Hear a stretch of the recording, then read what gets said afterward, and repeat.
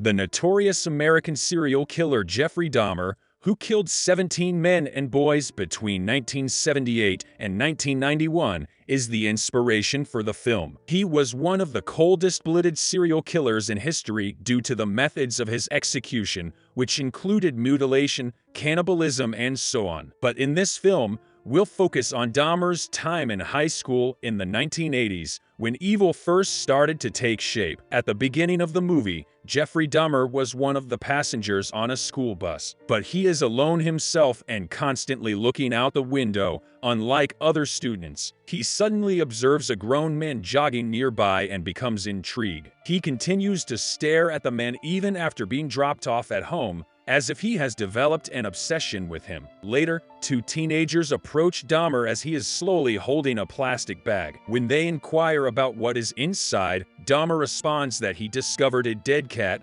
which he will disintegrate in acid. He uses different chemicals from his chemist father to conduct experiments. The guys are a little grossed out, but decide to help Dahmer anyways. He then explains the process to them and mentions that he does this because he's interested in bones and anatomy. However, they don't buy that he's just pouring water. Hearing this, an enraged Dahmer breaks a jar containing roadkill dissolved earlier with acid. The animal starts emitting a foul stench, and as a result, the boys are grossed out. They later called Jeffrey Dahmer a freak before leaving the place. This is followed by an introduction to Dahmer's family, as he was born to a college chemist professor and stay-at-home mom. Perhaps you are worried at the potential trouble raising a family can cause. However, with proper effort and deliberation, it is quite possible to get over those hurdles. Speaking of family, Dahmer has a younger brother named David. However, he's still young and can be pretty loud sometimes. Despite how harsh Lionel may be to his wife at times, and that he is not too keen on the idea of their children getting out there in society all that much, he constantly supports his sons and wishes they were more social. At school,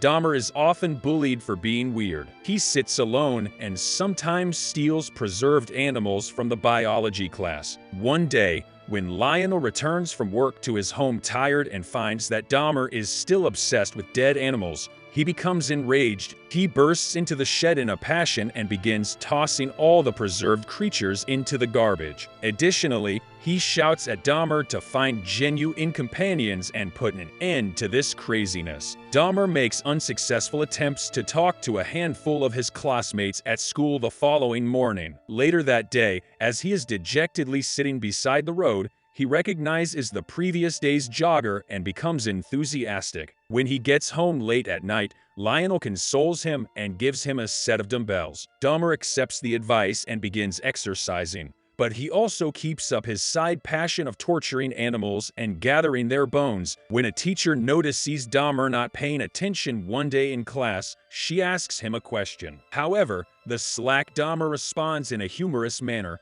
much to the enjoyment of the entire class. Dahmer knows that this is his finest opportunity to make friends after hearing them all chuckle. Because of this, he starts acting strangely again later in the hallway. He even mocks himself on the floor by pretending to have a seizure. Unexpectedly, the idea succeeds, and a lot of people think he's hip and laugh at the stunt. Dahmer keeps up this behavior to draw attention from some people as the days go by. His perseverance eventually bears fruit when a gang of teens approaches him in the cafeteria one day. Durf, Mike, and Neil are them. The four quickly become friends and begin planning grand pranks to spice up their senior year. In one case, they get Dahmer to make strange noises in the library, while in another, they act out a seizure by running through the hallway. In this way, Dahmer's social life starts to become better while his personal life is spiraling out of control. When he gets home one day, he learns that his ex-drug addict mother is relapsing. He makes every effort to persuade her to visit the hospital, but she is unreceptive. Dahmer disregards this and carries on with his life. He catches a fish one day while fishing with his new friends and stabbed it multiple times. claiming that he's interested to know what's inside. Situation with Dahmer startles the boys, but they chose not to confront him over it. Meanwhile, Dahmer also makes it a habit to hide behind some bushes on the road and stalk the male jogger. He would often jump out from behind a corner and surprise them as they walked by. It seems like he's become infatuated with this guy, and from what he's learned from his friend Mike, he finally learns the man's identity. He is Dr. Matthews, a well-known physician in the area. He arrives home that evening to discover his parents arguing once more. Soon after, Lion opens a bottle of alcohol to help him relax, but the crafty Dahmer snatches it covertly. He starts consuming alcohol at this point. Over the coming days, Dahmer consistently shows up to school intoxicated. Additionally, he continues to slaughter animals for his interest of dissecting them to view their insides. A few days later, Dahmer and his classmates are taken to DC for a school tour. Dahmer is given a room with Charlie, the only black guy in the class. Surprisingly, Dahmer asks his friend a weird question if his insides are like those of other people. Charlie is offended by the question, as one would anticipate, but he does nothing about it, possibly because he is accustomed to hearing racist remarks. When Dahmer returns from his trip to Washington, D.C., his father takes him up and breaks the terrible news. It turns out that Joyce and Lionel are divorcing, and that Lionel intends to leave the house and temporarily reside in a motel. Dahmer's mental state is negatively affected by the news, and he has problems falling asleep that night. The following morning, Dahmer meets his crush, Dr. Matthews, after pretending to have a cold. However, things become awkward when the boy's unusual erection is discovered by the doctor. Dahmer starts to feel more worse about himself once the examination is cut short. He never speaks up when his buddies talk about girls, giving the impression that he has no interest in them. In this way,